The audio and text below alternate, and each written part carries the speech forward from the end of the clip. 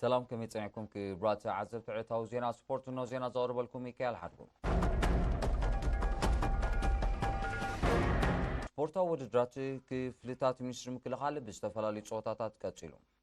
ኣብ ዳዕሮ ጳውሎስ ዝተኻየደ ውድድር ጨመተ ተወስእ ብክልቲ ጾታ ንሽዱሽተ ክለባት ዘሳተፈ ነይሩ ብመሰረት ዝተረኽበ ውፅኢት ኣብ 100 ሜትሮ ርሕቀት ደቂ ኣንስትዮ ኤደን ጳውሎስ ሂምቦል ሰምሃር ግርማይ ሳቡር ወይ ንማሃ ሓሊበት ኣብ ናይ 200 ሜትሮ ልዋሚ ዕቤ ዒታሮ ፌሩዝ ሃብተ ሚካኤል ሂምቦል ሄለን የማነ ሓሊበት ኣብ ናይ 300 ሜትሮ ሚለን ተስፋ ሚካኤል ዓራቅ ቅሳነት ጣዕማ ሓሊበት ፍሮዊን ግርማይ ኣባሓኒ ዝተዓወተን ብክለብ ቀዳሚቲ ሂምቦል ካልእቲ ዓራቅ ሳርሴቲ ሓሊበት ኣብ ተመሳሳሊ ርሕቀት ደቂ ተባዕትዮ ፍሳሐ ሃይለ ሓሊበት ፊልሞን ገብረስላሴ ሳቡር ግርማይ የማነ ዒታሮም ኣብ 200 ሜትሮ መንሱር መሐመድ ዜን ዓራቅ ኢሳያስ ወልደ ግርግሽ ዒታሮ ኣሕመድ መሐመድ ሳቡር ኣብ 300 ሜትሮ ዓወት ወልደ ሚካኤል ሓሊበት ዑመር በያን ሂምቦል ህንፃ ሳሙኤል ዒታሮ ብምዃን ካብ ቀዳማይ ክሳብ ሳልሳይ ዝተዓወቱ እዮም ብሓፈሻው ድምርካ ሓሊበት ንዒታሮን ሳቡርን ረቲዓ ዕውቱ ኮይና ኣላ ብዘይካ ዛቐዲሙ ግጥማት ኩዕሶ እግሪ ናይ ቀዳማይ ዙርያ ተሰላሲሉ ነይሩ እዩ ሳቡርን ዓራግን ከዓ ተን ዝተፃወታ ክለባትን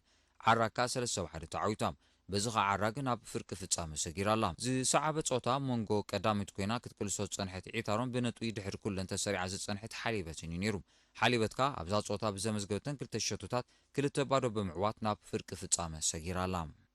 ኣብ ከተማ ባረንቱ ዝካየድ ዘሎ ስፖርታዊ ውድድራት ብውዕውዕ መንፈስ ይቕፅል ኣሎ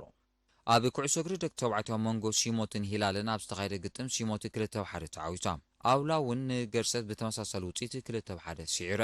ብዘይካ ዝዱታ ንሂላል 2-1 ኣውላ ንሰቲ 3-2 ተዓዊተን ኣለን ኣብ ናይ ደቂ ኣንስትዮ ፆታ ሃዋሻይትን ሲሮርን ክፃወታ ከሎ ሃዋሻይት ካብ ተፃወቲታ ሚልዮን ጴጥሮስ ብዝረኸብታ ሸቶ ተሓጊዛ ናይ 1 ባዶ ዓወታ መዝጊባ ገልዓሎን ሂላልን ኣብ ዝተፃወታ ገልዓሎ 2 ባዶ ተዓዊታ ኣብ ግጥማት ኩዕሶ መርበብ ደቂ ተባዕትዮ ባርካን ሃዋሻይ 3 ባዶ ተሰነኒ ሲሮር 3-1 ኣውላን ሲሞት 3-1 ሂላል ንገርሰት 3 ባዶ ዋልታ ንደርማስ 3-2 ሲሮር ንገርሰት 3 ባዶ ዝኾነ ውፅኢት ረቲዕነን ኣለዋ ካልኣይ ዙርያ ግጥማት ሻምፒዮን ሊግ ዓንሰባ ዝሓለፈ ሰሙን ፈሊሙ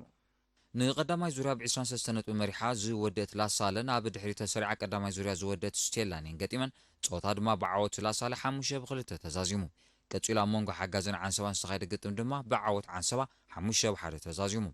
ኣስሙድ ኣልሂላልን ኣብ ዘካየዶ ፆታ ኣልሂላል 3-2 ክትዕወትን ከላ ደንደን ኣንጻር ሓመልማሎ ኣብ ዘካየደቶ ግጥም ድማ ደንደን 1 ባዶ ተዓዊታ ብዘይካዚ ላሳለን ኣስሙድ 5-1 ተዓዊታ መሪሕነታ ከተደድልን ከላ ኣሳሐላ ኣንጻር አልነስር 3-1 ተዓዊታ አልሂላል ንስቴላ 3-1 ክስዕራን ከላ ዓንሰባ ድማ ኣብ ልዕሊ ሓመልማሎ 3-2 ዝኾነ ውፅኢት ተዓዊታ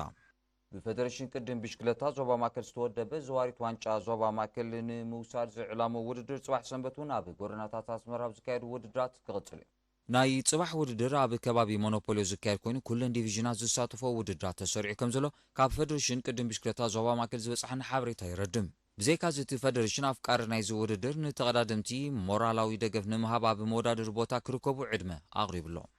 ክቡራት ተዓዘብቲ ዕለታዊ ዜና ስፖርት ኣብዚ ፍፀም ሰላም